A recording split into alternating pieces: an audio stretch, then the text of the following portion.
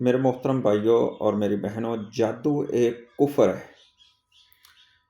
جادو ایک دنیا کی سب سے بڑی گندی اور غلیظ چیز ہے۔ اس سے بڑا کوئی کفر نہیں ہے۔ اللہ نے اپنے قرآن میں سورہ بقرہ آیت نمبر 102 میں فرمایا وَمَا كَفَرَ سُلَيْمَانُ، کہ میرے سلیمان نے یہ کفر نہیں کیا، کیونکہ یہودی کہتے تھے کہ ہم سلیمان کی سنت پہ عمل کرتے ہیں کہ سلیمان معاذ اللہ جادوگر تھے۔ تو محترم میرے بھائی، اللہ تعالیٰ نے اس بات کی تصدیق کی، کیونکہ یہ یہودیوں نے ایک سلیمان پیغمبر پر الزام لگایا تھا، نبی پر۔ اللہ نے اس کی تصدیق کر دی۔ اللہ تعالیٰ آگے فرماتے ہیں کون یہ جادو کرتے ہیں؟ وَلَٰكِنَّ الشَّيَاطِينَ كَفَرُوا يُعَلِّمُونَ النَّاسَ السِّحْرَ، یہ شیاطین کفر کرتے ہیں۔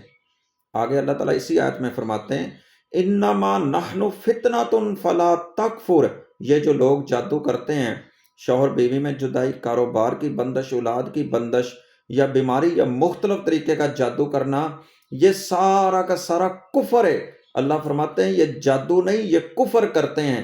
محترم بھائیوں، آج ہم کسی کو کہیں کہ آپ کافر، شک ہے اس کے عقیدے، کوئی بھی ہے نا، برحال جس کو اللہ کا قرآن کہے، اللہ کہے، اس کا محبوب پیغمبر کہے کہ یہ کفر ہے، اس سے بڑھ کر بڑا کفر کیا ہو سکتا ہے؟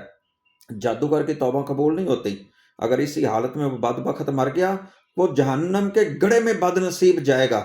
کتنے اس نے گھروں کو برباد کیا، کتنے اس نے رشتوں کو برباد کیا، کیا کیا اس نے لوگوں کو مصیبتوں میں ڈالا، جادو کرتا رہا۔ تو محترم بھائیو، جادو کرنے والا بھی کافر، جادو کروانے والا بھی کافر، سیکھنے والا بھی کافر، سکھلانے والا بھی کافر، حتیٰ کہ اس کی تصدیق کرنے والا کہ فلاں بابے کے پاس جادو ہے، منتر ہے، وہ فلاں کام کرتا ہے، ہو جاتا ہے، جو اس نے تصدیق کی اس نے بھی کفر کر لیا، وہ بھی دائرہ اسلام سے خارج ہے۔ ایسے بدبخت ظالموں کے پاس خود